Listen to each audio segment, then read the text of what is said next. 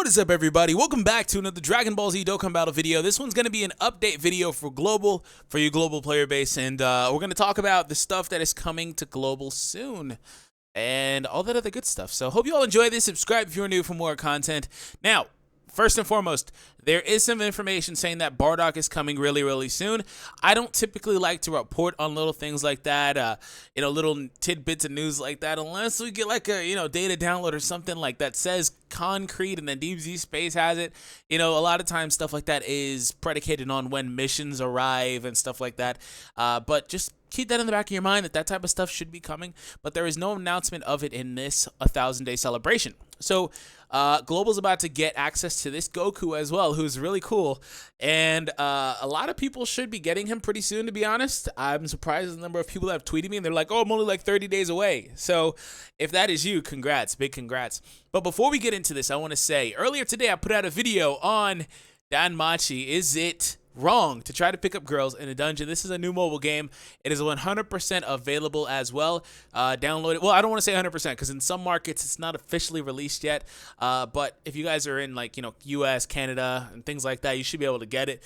And yeah, it's a cool game based off of an anime that you can check out over on Crunchyroll, and check out the video that I put up earlier on it. That's all I wanted to say about it though. But let's go ahead and get into the 1,000 days of operation reached celebration for Global. So anyways, get celebration summon tickets for the ticket banner 1,000-day celebration Dokkan Festival every day. So it has been 1,000 days since Dragon Ball Z Dokkan Battle launched. Of course, they're talking about the global version. To express our gratitude to all of you, we are going to roll out a total of 8 celebrating events. Numerous powerful Dokkan Fest featured characters will appear in the 1,000-day celebration Dokkan Festival. Grab the chance to summon characters with the celebration summon ticket. In addition, the new stage of Pan's Secret Adventure and a new story event are coming soon. Let's get ready for the events and rejoice in this awesome celebration. So, first and foremost, we have a login bonus, which I'll be able to probably look at right here. Typically, I can't really look at them if I do it from DBZ Space anyway. Either way, we have that. There's also special missions. Also, I want to point out that it says Part 1, so there's going to be a Part 2. All of this is branded as Part 1. So again, there will be a second part, which will feature other things. Probably that Dokkan Festival I was talking about just a moment ago. Anyways, 1,000 days celebration pack. There's going to be a Pilaf Trove pack that comes up later that will feature the tickets for the ticket gacha. Now, I don't know if that pack is going to be worth it as of right now. But yeah, a lot of times they are. Well, I don't want to say a lot of times. Sometimes they are, but a lot of times they aren't. Anyways, they added a new stage to Pan's event. Now, this one has been live on JP for a while. I believe this stage actually costs, I forgot, 100 stamina? Something like that. I mean, I could probably log into JP right now and see, but it requires quite a bit of stamina. In fact, let's go ahead and pull it up. Pan's Secret Adventure, because I don't want to, oops, wrong button. Where's the damn, there it is. Secret Adventure, because I don't want to misinform anybody. Okay, so this stage is right here. It gives 400,000 rank experience. It's Super 2. It might say how much it costs as far as stamina goes, but I'm not seeing it. I'm not going to spend a whole lot of time for it. But while we are here, this stage allows the Pan to Dokkan Awaken into this unit. And when she Dokkan Awakens, she gets a high chance to reduce the damage that she receives by 50%. So she's actually really good post-awakening. Some people have 100% of this unit and stuff like that. She's pretty good post-awakening, I will say. I mean, prior to that, she's kind of but she's more in line with what the meta would need in terms of a tank. She's basically an STR version of the free-to-play Tech Bulma. Like, she's a healer, and she also is able to mitigate damage at about a 50% clip. She also can stun, which may or may not be relevant depending on the event that you're taking on, because of the fact that they take that ability away from you on certain events. But she's not bad. Like, all you gotta do is play that newer stage a handful of times, and you'll get them the medals for her via the missions as well, just like you do for getting like the regular pans from playing that stage. I remember that stage launched the first time, right? I remember when it launched the first time, it was so good and everybody loved it. I loved it, and it's like, oh wait, it no longer gives me enough experience. But it was an awesome stage, and it still is for a lot of new players, for example. So starting on the 1st of next month, the reset time will change to 16 PST after 7 days. You're challenged stage. So 4 o'clock Pacific Standard Time is when this will reset, and you're allowed to take it on twice per week. So that's pretty cool. So basically how this works, though, you can only take on the first stage or the second stage, right? You can't take on the second stage twice per week. You only take on one per week. Anyways, at least that's how the way that I remember working on JP. Anyways, the Celebration Summon tickets required for performing summons in the 1000 Days Celebration Dokkan Festival can be obtained by the following ways. So yes, there is a 1000 Days Celebration Dokkan Festival that features a lot of the featured, cards throughout this game's lifespan. Now, I don't have that image pulled up here, but there is a 1000 day banner. So let me go ahead and pull it up. 1000 day ticket Dokkan. I'm seeing some videos from my friends. That's cool. And this is the way that the banner looks. It was a rare summon, of course, and these are the characters that were featured on it on Japan. This may change a little bit, but I don't estimate that it changes too much in relation to what it will be on global. And get your feast your eyes on all of, the previous god leads, right? They're all there. There might be somebody missing, but I'm not going to go over it. But for all intents and purposes, most of them are there. And that was actually a pretty cool banner. I remember pulling some stuff on it, but they're going to talk about how you get the banners, because I've seen some people ask me, like, if this is one of those banners where they give you a number of tickets based on the number of stones you've used throughout your account's lifespan. And this doesn't appear to be one of those, because literally right here it says, the celebration tickets required for performing summons can be obtained by the following ways. 1000 Days Celebration Login Bonus, Part 1. So you get them from logging in. Also from the missions. And there's also that pack that we looked at earlier. So again, missions, logins, and Pilaf's Trove. And Pilaf's Trove, when it comes to global, it was always a cheat code. Like, you can get things like orbs and stuff. But when it comes to the fact that they keep bringing out these ticket-esque or based banners, and putting packs in Pilaf's Trove to incentivize, a little bit more, it makes it a lot more of a cheat code. They've been doing that quietly for like the last few months, to be honest. It's pretty interesting to me the way that they've ran global in terms of Pilaf's Trove and stuff like that. Also, the tech banner is coming back. That's your chance at getting those 40% supports. They also do feature the LR cards on there.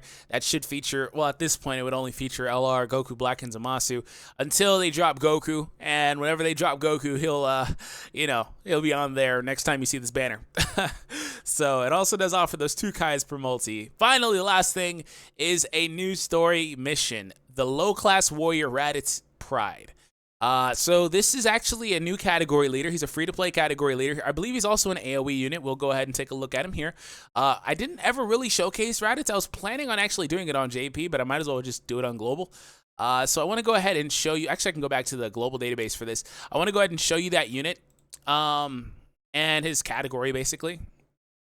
So low-class warrior it's not a spectacular category. I mean, this is what it looks like. It varies just a little bit in terms of JP because they have that new physical free-to-play Goku that JP got recently. This one right here. So aside from that, this is what the category looks like in its best form. The teams breakdown, I believe I did a team build guide for this way back when it came out a few months ago on JP. It's mainly going to be Turles', Bardock, and I think that's pretty much it. Maybe the Kid Goku's. I can't recall exactly the way that I built it up, but here's Turles. Let me go ahead and go back over to global so I don't have to deal with the Google translation. He's also not, again, available yet, so keep that in mind. I'll show you the dates for when the stuff drops. Low-class warriors get 2 key and 30% HP and defense alongside 50% attack in his first form.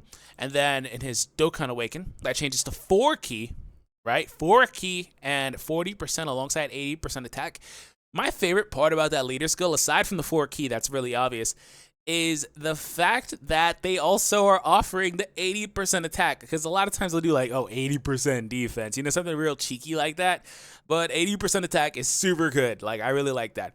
Also, massive damage or mass damage to all enemies. That's basically extreme damage to all enemies. So he's a free-to-play AoE unit where he hits all enemies, equivalent to something like a Tech Majin Vegeta, for example. So that's pretty cool that that's coming as well. So he's going to be very, very helpful for a lot of free-to-play players. Also can be a solid leader if you want to run this category, because maybe you're one of those people that has, a really invested Ape Bardock or things like that. And you can run this category to great success, to be honest. And, Turles Ape, and maybe you have regular Turles is pretty good as well. Again, it's not a horrible category. It's pretty good in terms of, a cheaper category, if you will, because some of these cards have been free to play as well. And on top of that, passive skill for this guy, attack plus 50% at the start of the turn, Ki plus 6, and attack plus and defense plus 30% when facing 2 or more enemies. So the 50% is awesome, right? The second part of the passive screams World Tournament, because in the World Tournament, a lot of times the meta just devolves into nuking. And with nuking, you know, sometimes it's hit or miss whether or not you have the items, depending on the situation you've been in, which maybe you just didn't manage it well, and that's fair, right? But a lot of times when it comes down to the World Tournament, you want to have that additional Ki for one reason or another, and that's why he gets 6 Ki, because he is meant to be used in the World Tournament. But they did him a solid. They put that first part on the passive. So honestly, a lot of people I've heard in videos aren't very impressed with him, but I really am. He's one of my favorite free-to-play units. He gets overlooked, overshadowed, but he's really good, to be honest. So I'm very happy that they gave him this 50% innately, so where even if he's not in a position where he needs this, he can still do offense. It's unfortunate that he doesn't get the defense, though. I'm just going to put that out there. Also lowers enemies' defense on the super attack with the weekend. Brutal beatdown, Saiyan Warrior Race, Coward, Saiyan Lineage, Coward, Prepare for Battle, Shattering Limit, and Nightmare. So he pretty much links incredibly well with this whole category, because why wouldn't he? And that, I believe, is about it. We're going to go over the schedule as well. So these are all of the cards right here, this top row, that are set to come out. But I do want to point out that other cards, again, I don't really talk about it a whole lot until I know more, because I don't want to get anybody's hopes up with like a definitive release date. But like Bojack here, fully translated, he is ready to drop. If they said we're dropping Bojack tonight, they are dropping Bojack tonight. You know what I'm saying? Things like that. Also, wherever Bardock is in here, he should be pretty much ready to go. Bardock, there you are. Oh, he still needs to have his other stuff translated. But yes, he is supposed to be the next Dokkan Festival, which I expected based on the release schedule of Japan. I mean, that's the most obvious answer to me. Otherwise, you know, this stuff is coming out really, really soon here in just a few days. Pan's coming out tomorrow, so it should be good to go. Anyways, hope you all enjoyed this. Subscribe if you are new for more content. Again, make sure you check out the Dan Machi video for awesome stuff like characters, and we even have, you know, lollies and stuff like that. It's a fun game. I did a video gameplay on it earlier, so make sure you check it out. Anyways, take it easy, guys, and good luck.